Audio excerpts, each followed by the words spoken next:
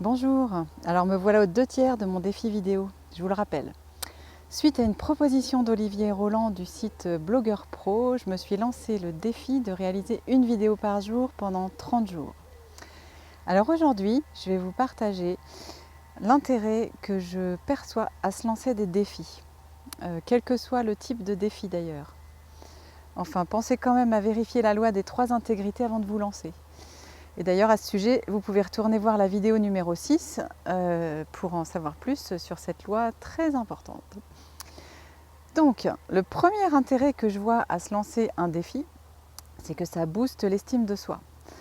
Dans mon cas, trouver un sujet, le réaliser, le poster chaque jour, c'est énorme. Et le soir, se dire je l'ai fait, ça fait du bien. Et encore plus, par exemple, si vous êtes parent de jeunes enfants, le fait d'avoir fait un pas chaque jour, même tout petit, dans la direction de vos rêves, je dirais que c'est quasiment vital pour ne pas sombrer dans l'épuisement et la déprime. Deuxième intérêt de se lancer un défi, c'est que ça nous met en mouvement. Et le mouvement, ça produit de l'énergie. Toujours à condition que le mouvement soit lié à ce qui fait vibrer votre cœur. Sinon, si ce n'est pas le cas, ça a plutôt l'effet inverse et vous allez vous épuiser. Par exemple, pour moi, ce défi vidéo, ça me reconnecte à un rêve que j'avais quand j'étais enfant. C'était d'être metteur en scène et actrice. Bon, je ne le disais pas comme ça quand j'avais 8 ans, mais petite fille, j'adorais préparer des spectacles de marionnettes, de cirque ou de danse. Et j'embauchais mes frères et mes copines pour jouer. Et donc on faisait des spectacles devant les parents et les amis qui passaient. Donc faire ces vidéos, ça me reconnecte à cette énergie joyeuse. Et du coup, même si je dors moins, j'ai plus d'énergie. Je dirais que c'est un peu comme quand vous êtes amoureux. Au début, vous pouvez passer des nuits blanches à discuter ou à faire autre chose d'ailleurs. Et le lendemain, vous êtes en pleine forme. 15 ans plus tard, c'est pas le même truc. Se lancer un défi, c'est pareil. C'est comme quand on est amoureux, sauf qu'on n'a pas besoin d'un amoureux ou d'une amoureuse. L'énergie circule entre vous et vous. Et ça, c'est top. Troisième point, concernant les effets positifs des défis, c'est que ça vous permet de gagner des points d'expérience. Et que ça soit de méditer tous les jours, de stopper la cigarette ou d'aller courir ou se lever 1 heure plus tôt le matin, le simple fait de relever le défi, que ça soit sur une journée, une semaine, un mois ou un an, le fait de le faire, ça vous fait de toute façon gagner des points d'expérience. Et au bout d'un certain nombre de points, vous passez au niveau suivant, un peu comme dans un jeu vidéo, mais en vrai, dans la vraie vie. Donc, en ce qui me concerne, au bout de 30 jours, à raison d'une vidéo par jour, j'aurai acquis une certaine expérience. J'aurai acquis l'expérience de 30 vidéos en fait.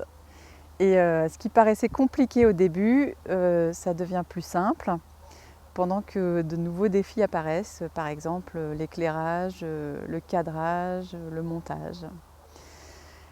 Voilà.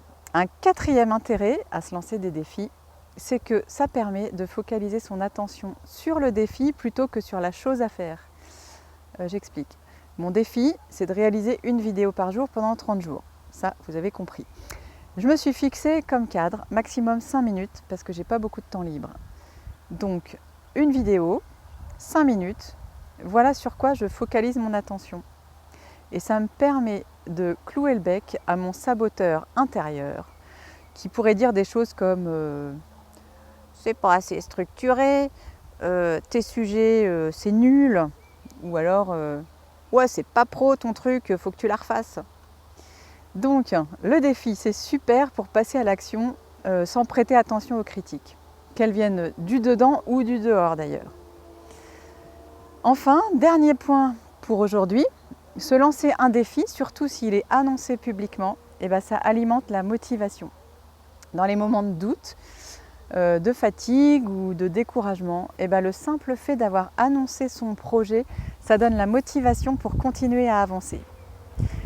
c'est plus facile de tenir la décision, par exemple, de stopper le tabac si vous l'annoncez à votre entourage, à condition que votre entourage soit soutenant et qu'il ne vous offre pas une cigarette à tout bout de champ, bien sûr.